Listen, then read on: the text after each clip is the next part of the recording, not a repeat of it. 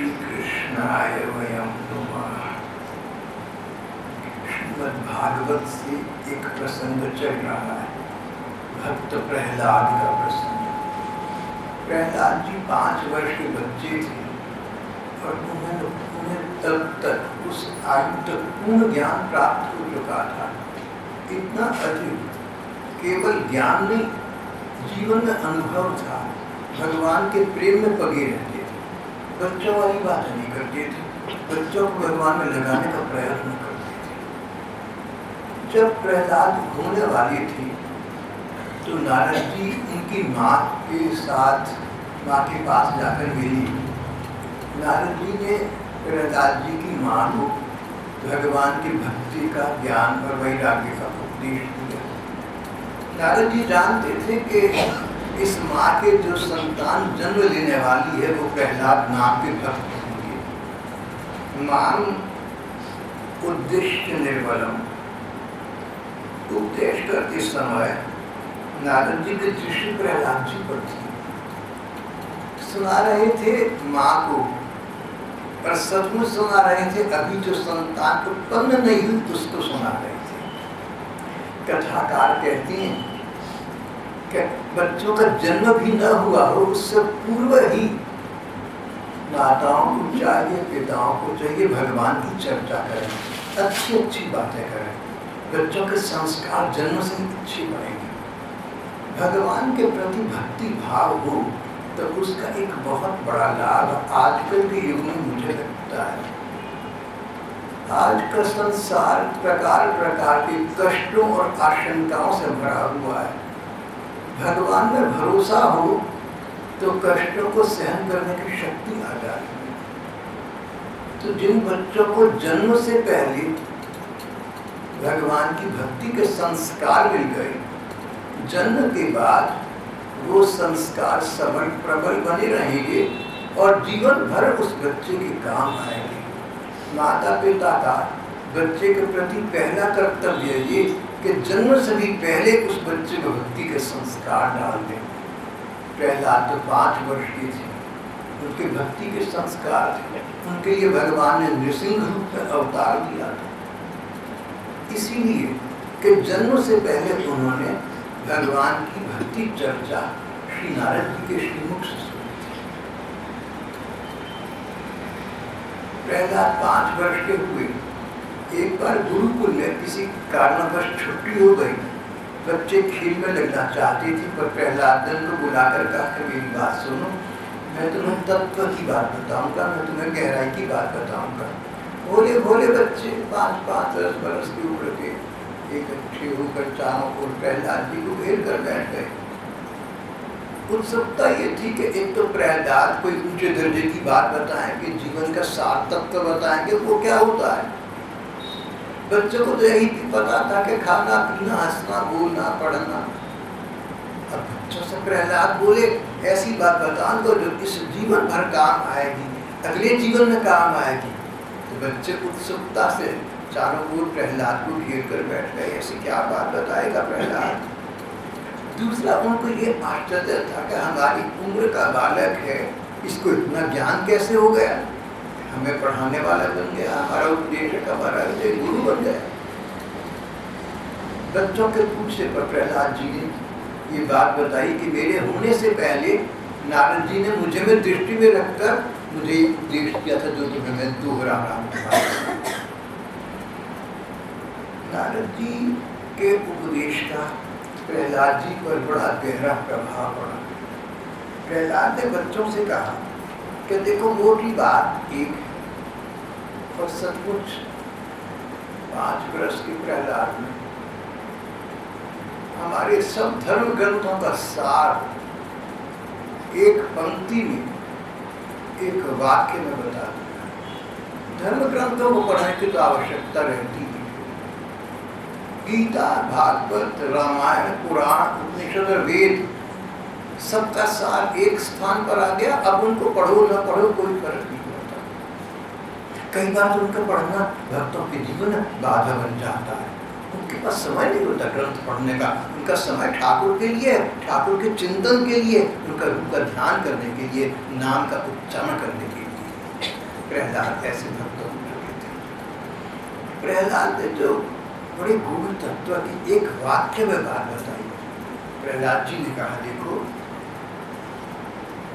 यदीश्वरे भगवती यथा रंजसारती, जिस उपाय से जैसे भी भगवान में स्वाभाविक प्रेम हो जाए वही उपाय करना चाहिए। एक वाक्य में उपाय ऐसा करना चाहिए जिससे भगवान में प्रेम हो जाए।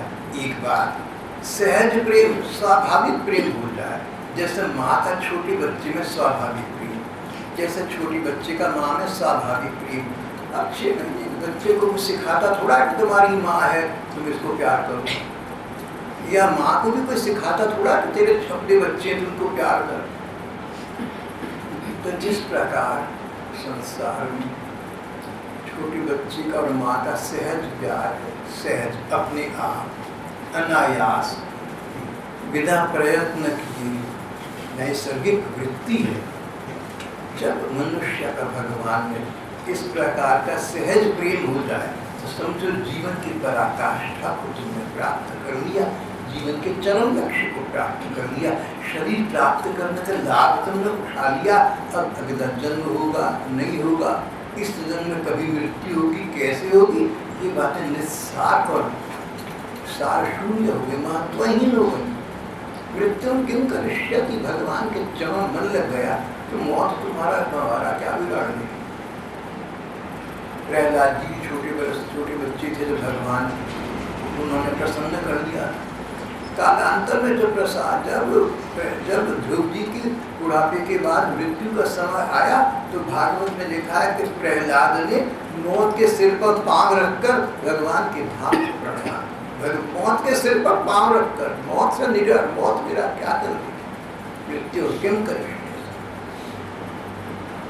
व्यक्ति मृत्यु तक से ऊपर उठ जाता है। भगवान नाम की, भगवत प्रेम की, भगवान के प्रति सहज प्रेम की ये महिमा है, और ऐसी महिमा संसार में अन्य किसी बात की नहीं। जहाँ जहाँ महत्वपूर्ण बातें हैं, अच्छी अच्छी बातें हैं, उन सबका उद्देश्य यही है कि भगवान का सहज प्रेम प्राप्त हो जाए। कोई कहे कि तीर्थ यात्रा से बहुत लाभ होता है, क्या लाभ होता है, ये कि अंततः भगवान में मन लगना आरंभ हो जाता है। कोई कहे कि भगवान के नाम का जप करो, तप करो, व्रत करो, धर्म का पालन करो, प्रकार प्रकार के साधन बताए गए। ये सब किस लिए है? भगवान का सहज प्रेम प्राप्त होता है। इसलिए भगवान का सहज प्रेम, भगवान का स्वाभाविक प्रेम जिसे प्राप्त हो गया उसके लिए वेद उपनिषद और पुराण का महत्व ही नहीं रहता। विचित्र बात है। देखिए, हमारे धर्म ग्रंथ कहते हैं कि जो वेदों को नहीं मानता वो नास्तिक है, इतना कहते हैं धर्म ग्रंथ। और वही धर्म ग्रंथ कहते हैं लेकिन जिसको भगवत प्रेम सहज प्राप्त हो गया उसके लिए वेद भी निस्तार है। त्रैगुण्य विषया वेदा निस्त्रैगुण्यो भवार्जुन, यावान अर्थपूर्वाणि सर्वतः सम्प्रतोदति तावान सर्वेषु वेदेषु ब्राह्मणस्य विजानतः।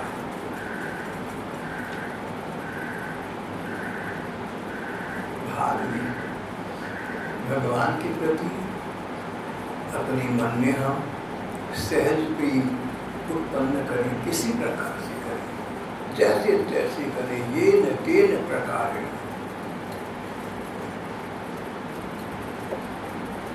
बच्चों को प्रहलाद जी की बात बहुत ठीक लगी।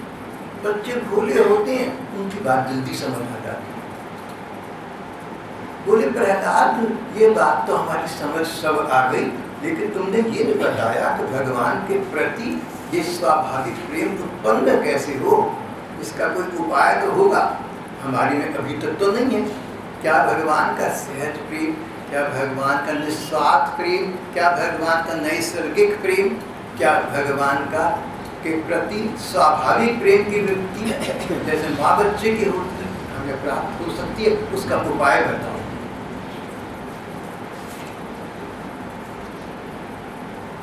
प्रहलाद जी ने जो उपाय बताए, सुदीर्घ प्रवचन प्रदान किया, उसका सार तत्व, सारांश बड़ा सरल है। सर्वोत्तम बात तो ये है कि व्यक्ति एकांत में बैठ जाए अकेली में और उसका मन भगवान में लग जाए। एकांत में बैठना, समय निकालना, कुछ देर के लिए संसार को भूलने का प्रयत्न करना, अपने आप तक को भूलने का प्रयत्न करना, ये भी याद न रहे कि मैं कौन हूँ, किसका बेटा हूँ, क्या करता हूँ, घर परिवार में कौन है। आत्मविस्मृति की स्थिति आ जाए, अपने को भूल जाओ। इतना अपना मन भगवान के रूप के ध्यान में तन्मय कर लेना। आंखें मीची, भगवान के रूप का ध्यान किया, भगवान सामने है, मैं भगवान के चरण मस्तक टिका रहा हूँ, भगवान ने दोनों बाहें पकड़कर मुझे उठा लिया, भगवान ने मुझे गले लगा लिया, मुझे परम शांति, परम आनंद की आह्लाद की प्राप्ति हो गई। और इस आनंद में जितनी देर डूबे रह सको उतनी देर आंखें बंद करके उस आत्म साक्षात्कार का, उस भगवत प्रेम के सुख का रसास्वादन करना जीवन का चरम लक्ष्य है। बस यहाँ आकर सब वेद, ज्ञान, तत्व, धर्म सबकी पराकाष्ठा हो जाती है, सबकी परिसमाप्ति हो जाती है, किसी का कोई महत्व नहीं।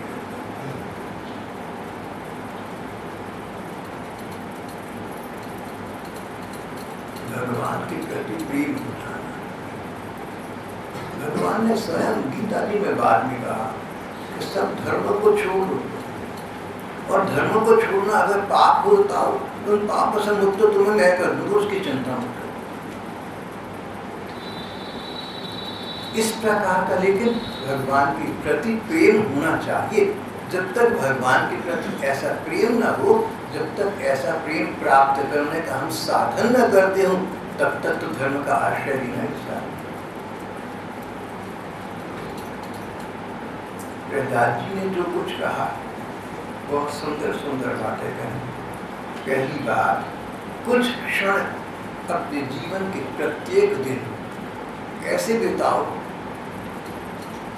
जब तुम और तुम्हारी ठाकुर बस दो ही हो, तीसरा कोई न हो, संसार न हो, पति पत्नी, परिवार, माता पिता, इष्ट मित्र, व्यवसाय, धन, पैसा, मकान, कोई विचार बंधन न हो। बस नए निवेदित किए और मन की आंखों से भगवान की रूप की सुंदरता को देखा, उनके प्रति अपने आप को निछावर कर दिया, उनके हो गए। भगवान जो हम भले बुरे सो तेरी, हम भले हैं बुरे हैं, हमें क्या पता हम कैसे, पर जैसे भी हैं तुम्हारी हैं। जैसे कोई बच्चा हो, गंदा बच्चा हो, नालायक बच्चा हो, तो वो माँ के पास जाकर माँ उठ के बैठ जाके बेटे मेरे से मत बोल, तो ना हुआ होता तो अच्छा था। इतना तंग माँ बच्चे से आ जाए, लेकिन वही बच्चा माँ की गोदी में जाके कहे माँ जैसा भी तेरा ही बेटा हूँ ना, तूने मुझे जन्म दिया ना, माँ हंस पड़ेगी, हाँ बेटा जन्म दिया। सारी संसार को हम सबको भगवान ने बनाया है, इसलिए छोटे बच्चे का जैसे ये कहने का नालायक बच्चे का अधिकार है कि माँ मैं तेरा बेटा हूँ। गंदा हूँ, अच्छा हूँ, बुरा हूँ, नालायक हूँ, नाकाबिल हूँ, बच्चा तेरा हूँ। इतना संबंध कब से कब कहना। हम भगवान से यही बात करते हैं, ठाकुर जो हम भले बुरे सो भी। यहाँ तक कहते हैं धर्म ग्रंथ, तुम ये भी चिंता न करो तुम कैसे हो। अगर तुमने अपने आप को भगवान के प्रति समर्पित कर दिया, तुम कैसे हो तुम्हें क्या पता भगवान का है। छोटे छोटे बच्चे माता पिता पर निर्भर करते हैं, तो विद्यालय कैसा है, कक्षा कौन सी है, किताबें कौन सी है, माता पिता जाने। बच्चे को चिंता की बात में तो हो जाती है जब जरा कह जाने को समझदार हो जाते हैं, बच्चे छोटे बच्चे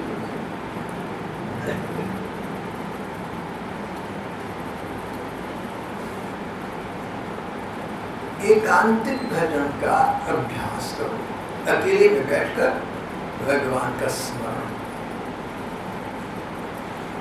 भगवान का एकांत में बैठकर स्मरण करें तो कैसे करें, इसका भी तो उपाय चाहिए। पहली बात अभी अभी आपसे कही, तन्मयता। मैं भगवान के दर्शन कर रहा हूँ, भावनाएं से ऐसा देखें, मन की आंखों से ऐसा देखें, भगवान ने मुझे उठाया, उन्होंने मुझे अपने कंठ लगा लिया। कोई प्रिय व्यक्ति हमारा, जो व्यक्ति हमारे दिल को प्यारा लगता है, उसको लिपटाने में सुख मिलता है। माँ बच्चों को लिपटाए रखती है। और मैंने एक जगह पढ़ा था कि बच्चों की एक बड़ी कठिनाई है कि माँ और बुजुर्ग लोग बच्चों को इतना लिपटाते हैं और तब कुछ करते हैं, बच्चा कूद जाता है, बेचारा क्या करे।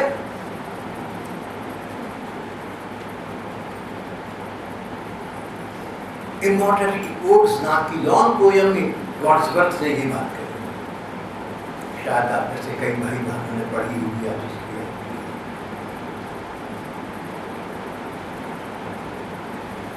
Annoyed by the sallies of his own mother, माँ की पुचकार से, माँ के लिपटाने से तंग आया हुआ बच्चा, लेकिन माँ को सुख मिलता है। जिस व्यक्ति के साथ हमारा प्रगाढ़ प्रेम है, उसके स्पर्श में सुख मिलता है। भगवान की कुछ माया, भगवान की कुछ लीला ऐसी है। तो फिर जब संसार के प्रेम में सुख मिलता है, तो भगवान से प्रेम हो जाए, कितना अधिक सुख मिलेगा। अब किसी का कंधा दुखता हो और प्रेमी आकर उसको आलिंगित करना, लिपटाना चाहे, वो कहकर कंधा तो दुख रहा रहने दी। लेकिन भगवान होंगे ना अगर, और उसी कंधे पर हाथ रखे, कंधा शांत शीतल हो जाए। भगवान में ऐसे गुण है, भगवान की सहज वृत्ति ऐसी, जैसे सूर्य की निगाह में अंधकार नहीं रह सकता, इस प्रकार भगवान के सामने कष्ट खोज नहीं रह सकता। श्री प्रहलाद जी ने कहा पहली बार, तुम उनके आश्लेष को तन्मयता के क्षणों में प्राप्त करो। तन्मयता, इतने उनमें मन लग जाए तो और कुछ शेष न रहे। ये भी शेष न रहे कि कुछ शेष नहीं रहा, ये भी विचार में आ जाए। दूसरी बात, इतना प्रगाढ़ भाव न हो सके या थोड़ी देर के बाद समाप्त हो जाए। तो दूसरी बात, लीला चिंतन। भगवान ने अनेक लीलाएं की। भगवान मनुष्य के रूप में प्रकट हुए, श्री कृष्ण के रूप में आए, राम जी के इत्यादि। भाव यही था कि भगवान मनुष्य रूप में प्रकट होकर ऐसी लीलाएं करें जिन्हें मनुष्य समझ सके।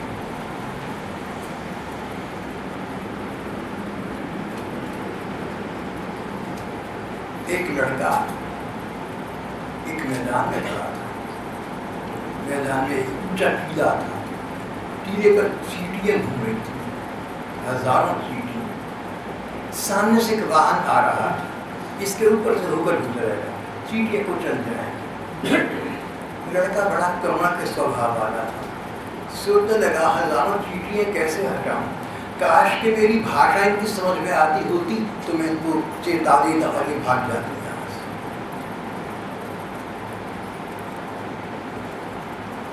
हमारे धर्म ग्रंथों में ऐसा लिखा है, हमारे धर्म ग्रंथ बड़ी पुरानी हो गए। बाइबल तो लगभग 2000 वर्ष पुराना है। बाइबल में एक स्थान पर ये कहानी आती, पैरिबल, ये धर्म कथा। कहते हैं वो लड़का तो बड़ा करुणालु था, करुणा से उसका दिल द्रवित हो रहा था, हजारों चैंपियों को बचाना चाहता था। कैसे बचाता, भाषा एक नहीं थी, लेकिन भगवान का मनुष्य रूप में प्रकट होकर मनुष्य को मनुष्यों की भाषा में समझा सकते हैं। भगवान के अवतार का उद्देश्य ही होता है, कृष्ण रूप में आए, राम रूप में आए, अनेक लीलाएं की, ऐसी लीलाएं की जिनको पढ़कर, जिनको सुनकर अगर हम चाहें तो उन लीलाओं का चिंतन करें। छोटे से बाल कृष्ण 5 वर्ष के हैं, चंचल बहुत हो गए, नटखट हो गए, शैतानी बहुत करते हैं, माँ तंग आ जाती है। माँ के मन में लाड़ प्यार भरा पड़ा, लेकिन बच्चे की चंचलता से मुनीमत सुख भी प्राप्त करते, ऊपर से तंग भी आ जाता चली जाती है। फिर आसपास की गली मोहल्ले के लोग, कभी गोपियाँ, कभी बालक आकर शिकायतें करते, तेरे का नहीं आने, ये कर दिया, तेरे का नहीं आने, वो कर दिया, सारा दिन कर नहीं आ के लिए बुलाना, सुनो बालक करो। तो माँ पाखंडपूर्ण रोष का अभिनय करती, ऊपर से दिखावा करती, कृष्ण से बहुत दुखी हूँ, तेरे से पीड़ा में, लाठी लेकर आती, कभी तो मक्खन लुटा करता है, कभी रुपयों पर चोरी करता है, आते ही पिटाई करता।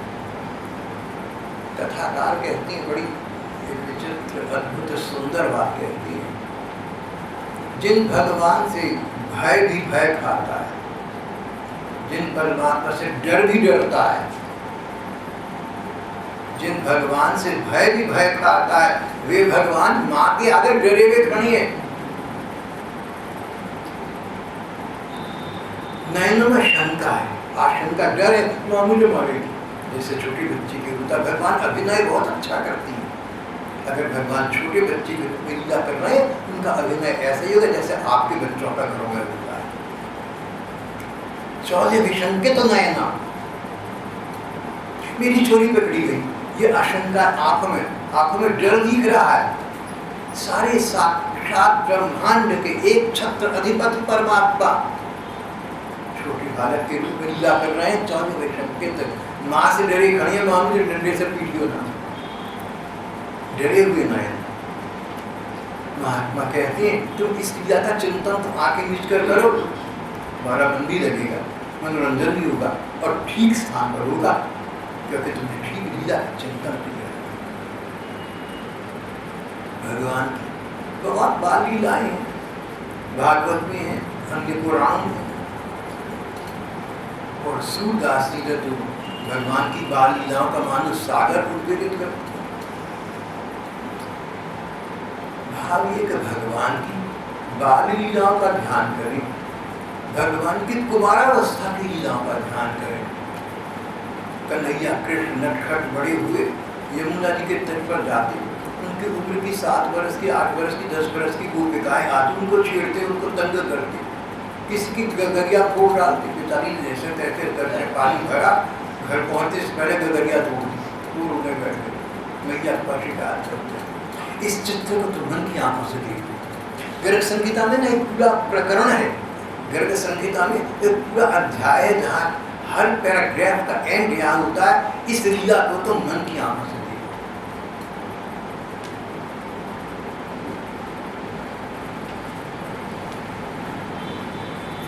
मन की आंखों से चिंता करो, भावनाओं से। गोपिकाओं के साथ भगवान की लीला, 11.5 वर्ष की आयु तक भगवान कृष्ण वृंदावन रहे, गोपिकाओं के साथ अनेक चंचलता की लीलाएं की। उन लीलाओं का एक एक करके मन की आंखों से तुम ध्यान करो, लीला चिंतन। और भी लीलाएं बाद में हूँ, मथुरा में हूँ, द्वारका में उनका चिंतन करो। द्वारका लीला जो प्रसिद्ध है, सभी जानते हैं। रुक्मिणी एक राजकुमारी थी, घरवाले उनका विवाह कहीं करना चाहते थे, वो श्री कृष्ण का गुण श्रवण करके अपना मन उनके प्रति समर्पित कर चुकी थी। आते जाते लोगों से कृष्ण कथाएं, कृष्ण चर्चाएं सुनती, इतना कि मन करने का मैं तो श्री कृष्ण को ही पाल, माता पिता किसी और को दिख रहे थे। चुपचाप एक ब्राह्मण देवता को पटाया, भगवान के पास एक पाती लिखकर भेजी और उन श्लोकों में भगवान को बताया था कि ठाकुर मेरा मन, मेरा तन, मेरा सर्वस्व तुम्हारा हो चुका। अब देखो मैं तो अबला हूँ, मेरे पास तो शक्ति नहीं है तुम तक पहुँचने की, पर तुम तो सर्वशक्तिमान हो। अगर तुम चाहते हो मुझे आकर ले जाओ, मेरा पानी ग्रहण कर लो, जैसी मर्जी आगे कर जाओ, ले जा सकते हो। अगर चाहो तुम्हें तो चाहत की बात है। और देखो एक बात जो शेक्सपियर ने आज से 500 वर्ष पहले कही, I'll be your wife if you marry me.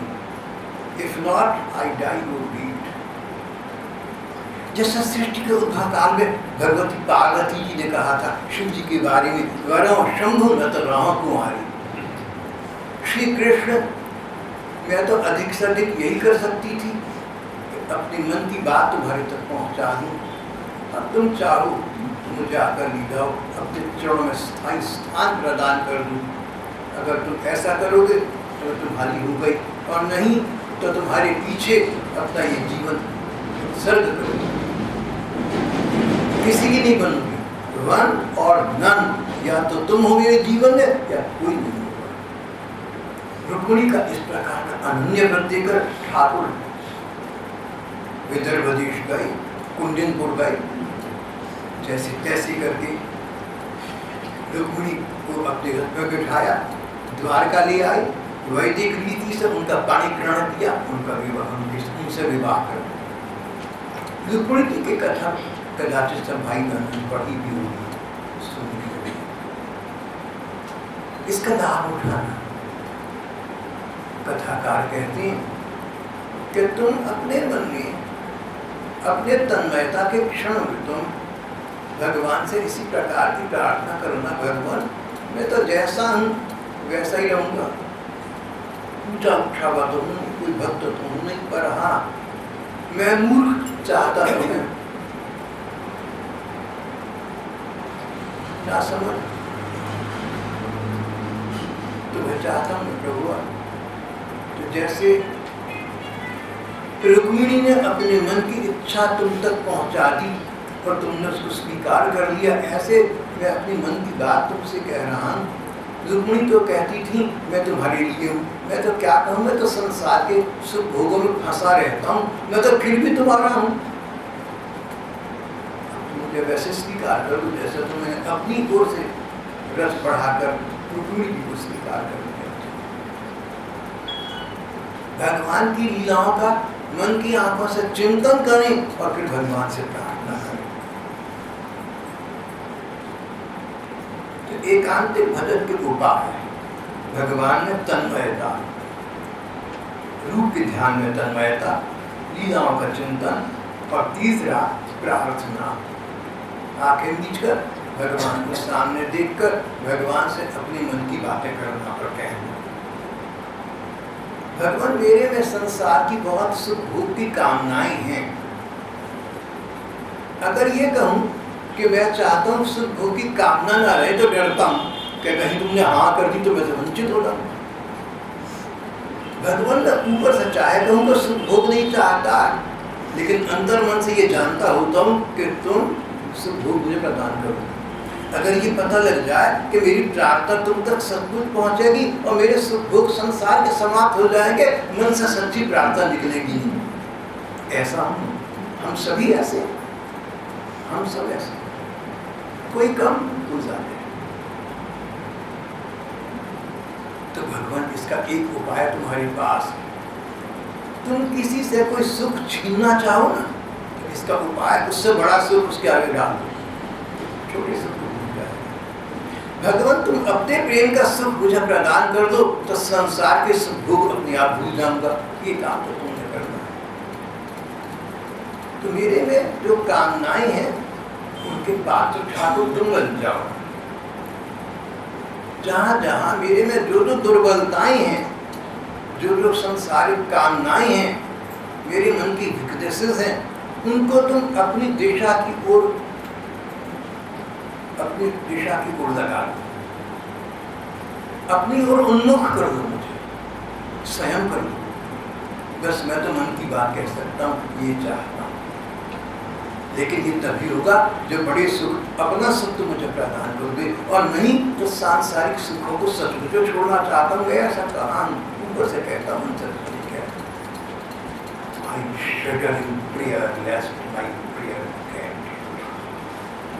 प्रार्थना करता हूँ कि मेरे काम, क्रोध, लोभ, मोह इत्यादि के जो सुख हैं इनको छीन लो। I shudder और कांपता हूँ, I shudder in prayer lest my prayer be granted।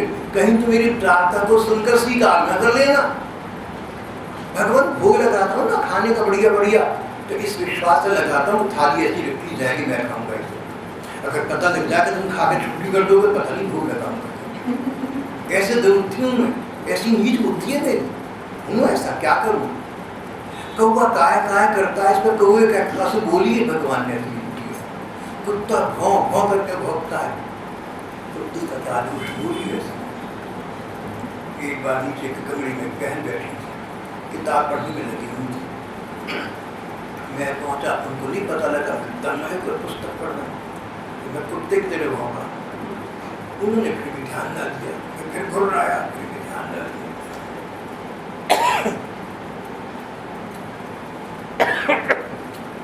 Doctor बहन का तुमने पता नहीं चला? तुमने बहन बोले मैं तो समझी सचमुच बाहर सुत्ता घुर रहा और भौंक रहा है, स्वाभाविक घुर्राहट होती है किसी किसी। अब कल परसों मैंने ये बात सुनाई और मैंने घुर्रा कर और भौंक कर दिखाया तो एक छोटी बहन बैठी थी, गुड़िया सी, कहती है बिल्कुल आपका था बिल्कुल ही कुत्ता भौंक गया। मैं कहता हूँ बिल्ली बनकर भाग जा, तो नहीं बताऊंगा तुझे।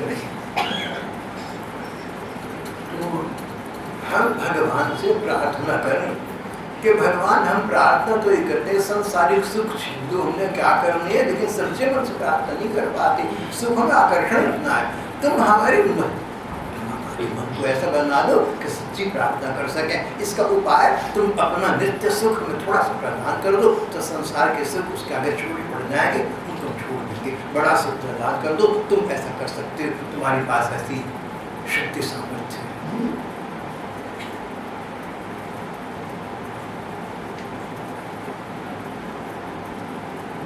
एकांतिक भजन सब होता। अब एकांतिक भजन में मन न लगता हो, दोनों प्रकार के। एक तो वो कि एकांतिक भजन में चाहने पर मन नहीं लगता, और ऐसे भी कोई हो सकते हैं चैतन्य महाप्रभु, मीरा और आंडाल जैसे कि चाहते नहीं भजन करें, लेकिन मन स्वतः भगवान में जाता है। चलो वो तो ऊंचे दर्जे की बात है, उनको करना तो इस स्तर पर ठीक नहीं है। अगर एकांतिक भजन में मन अधिक समय न लग सके तो फिर सत्संग करना चाहिए। सामूहिक भजन, समूह समुदाय में बाहरी क्रियाओं का बड़ा प्रभाव होता है। जो बाहर का व्यवहार लगाते हैं इसका बड़ा प्रभाव पड़ता है। एक लड़का बचपन से भी साथ रहा, गप्पे ठिकाना चौड़ा घूमर दिया है, घूमना बड़ा हो गया, विवाह हो गया, बच्चे हो गए, छोटे छोटे बच्चे लेकर आया तो उसने मुझे माथा टिकाकर प्रणाम किया। मैंने कहा यार तुझे क्या हो गया? बोला भाई सब ऐसा है कि छोटा बच्चा है, जैसा मैं करूँगा ये वैसा देख कर मुझे करेगा, इसलिए करता हूँ। मुझे उसकी बात बहुत अच्छी लगी, ये सिद्धांत बड़ा अच्छा लगा। Conduct of parents is an education to the children. तुम्हारे बच्चे कैसे हैं जैसे तुम हो, अक्सर ऐसा होता है, अनिवार्यतः नहीं प्रायः। Conduct of parents is an education to the children. माता पिता का व्यवहार बच्चों को शिक्षा प्रदान करता है, सहज शिक्षा प्रदान करता है। तो बाहरी क्रियाओं का प्रभाव पड़ता है। भगवान की कथाएं किसी सत्संग में जाकर सुनो, और जो सुनो घर पर आकर घर वालों को सुनाओ, इष्ट मित्रों को सुनाओ। कथा सुनना और सुनाना, सुनोगे उतना समय भगवान के ध्यान में लगा, सुनाओगे उतना और समय भगवान में लगा। सुनाओगे, दोहराओगे बार बार, पुनरावृत्ति होगी तो याद हो जाएगी, कंठस्थ हो जाएगी। कभी अकेले बैठोगे तो अचानक उनका विचार आ जाएगा।